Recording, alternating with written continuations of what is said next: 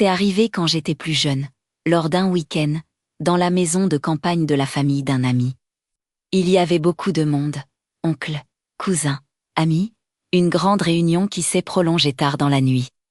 Vers 2 heures du matin, épuisé par le bruit et l'alcool, j'ai dit à mon ami Armando que j'allais me coucher. Il m'a indiqué un couloir sombre, à l'écart de la fête, et m'a expliqué qu'il y avait une chambre avec 2 lits. Déjà occupée par un cousin que je connaissais. La musique et les rires devenaient lointains à mesure que j'avançais. Quand je suis entrée dans la chambre, j'ai vu 2 lits séparés par un petit espace. Dans l'un, le cousin dormait profondément, dans l'autre.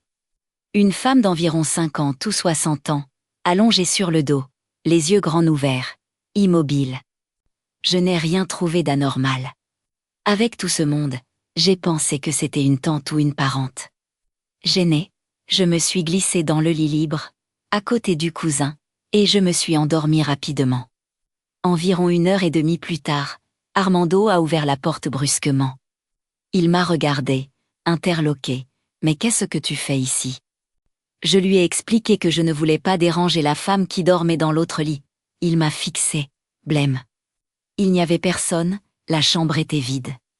Un seul lit occupé. Plus tard, il m'a avoué qu'une femme correspondant exactement à cette description était décédée dans cette pièce.